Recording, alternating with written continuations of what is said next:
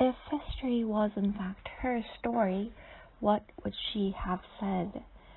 Carolyn Duffy, Britain's first female poet laureate, addresses this question with much humor and wit in her fifth collection of poems, The World's Wife. In today's talk, I'll share my book review of The World's Wife, published in 1999 by Carol Ann Duffy. Because women's points of view had been brushed off from various fairy tales, myths, and history written by men and told by the omniscient narrator under patriarchal discourse, Duffy's dramatic monologues lend direct voice to 30 colorful women. By revisiting and revisioning the past, Duffy rewrites their stories of love, sex, marriage, and motherhood using colloquial language. In When We Dead Awaken, writing as revision, Adrienne Rich urges poets to address the pains of women who have suffered under systematic patriarchy, but also to go beyond it. Quote, "Both the victimization and the anger experienced by women are real. We can neither deny them nor will we rest there." End quote. When navigating through Duffy's poetry in this collection, we can see that Duffy does not rest there in that dark place, but actually goes beyond documenting the sorrows and sufferings of women. So if Duffy starts off with dramatic monologues in which female speakers point out the stupidity of their husbands and how they were victimized in marriage, the latter half of Duffy's poems features speakers who are rather unmindful of their husbands. Having found a niche in the world outside the confines of the domestic sphere, these women might even prefer to be away from them. Instead of husbands, they seek out other women from the past, present, and future. Let's take a closer look at our poems, one from the former half and one from the latter half, for comparison. As victims of patriarchy, the speakers of dramatic monologues in the former half of the collection express negative emotions, such as sorrow, despair, jealousy, hatred, and vengefulness due to their husbands. The first poem we'll look at is called Mrs. Aesop by Carol Ann Duffy.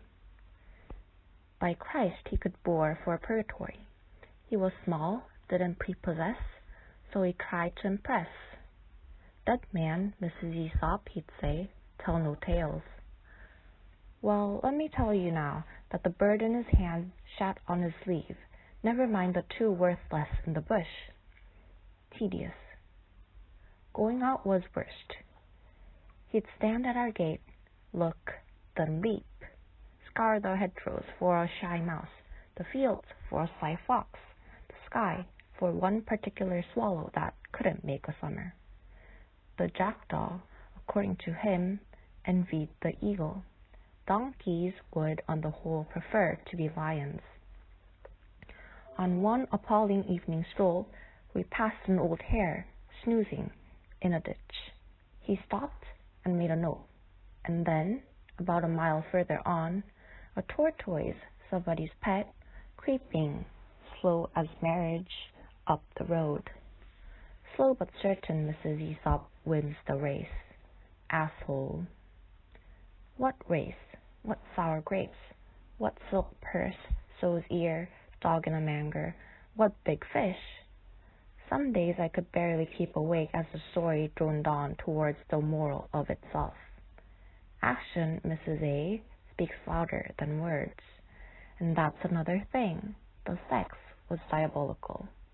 I gave him a fable one night about a little cock that wouldn't crow, a razor-sharp axe with a heart blacker than the pot that called the kettle.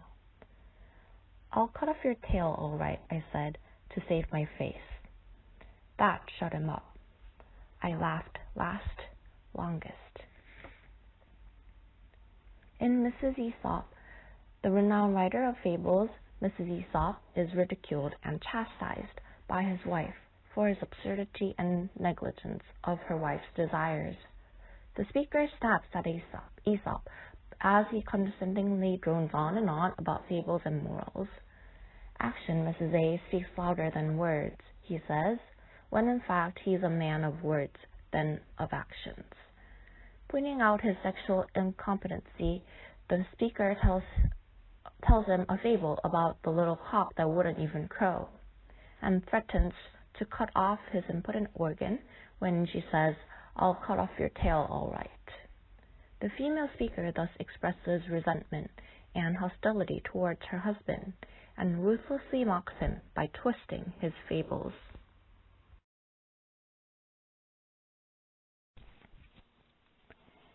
Now, speakers in the latter section of the collection are more nonchalant and carefree.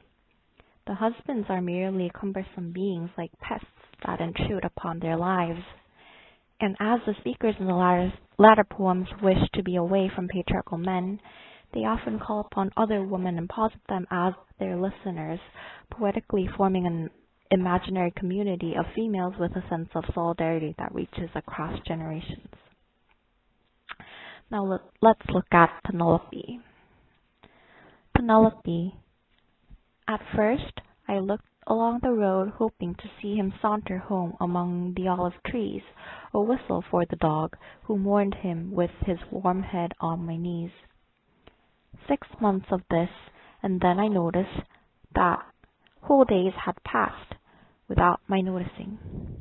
I sorted cloth and scissors, needle, thread, thinking to amuse myself, but found a lifetime's industry instead.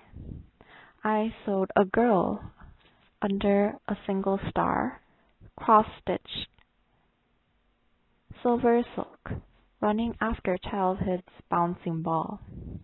I chose between 3 greens for the grass, a smoky pink, a shadow's gray, to show a snapdragon gargling a bee. I threaded walnut brown for a tree, my thimble like an acorn, pushing up through umber soil. Beneath the shade, I wrapped a maiden in a deep embrace with heroism's boy, and lost myself completely in a wild embroidery of love, lust, loss, lessons learnt. Then watched him sail away into the loose gold stitching of the sun. And when the others came to take his place, disturb my peace, I played for time. I wore a widow's face, kept my head down, did my work by day, and night unpicked it. I knew which hour of the dark the moon would start to fray. I stitched it, gray threads and brown, pursued my needle's leaping fish to form a river that would never reach the sea. I tricked it. I was picking out the smile of a woman at the center of this world, self-contained, absorbed, content, most certainly not waiting, when I heard a far too late familiar tread outside the door. I licked my scarlet thread and aimed it surely at the middle of the needle's eye once more. Penelope, the wife of Odysseus in Homer's epic The Odyssey, is considered the faithful wife who waits for the return of her husband, despite having many suitors. In Duffy's Penelope, however, the speaker is most certainly not waiting. During her husband's absence, Penelope is immersed in embroidery, sewing a self-reflective story of her life events. She finally stitches the smile of a woman at the center of this world, revealing her contentment in living in a world where she is at the center instead of her husband. It is not because the patriarchal society would condemn her, but because she would rather so, that she refuses to engage with others who came to take her husband's place. Likewise, in the end, instead of darting out to greet her husband, who at last comes back after a long journey, she picks up the needle once more. Though these female speakers come from different times and places, both fictional and historical, they are brought together in this modern age under a unitary title, the world's wife. So who is the world's wife?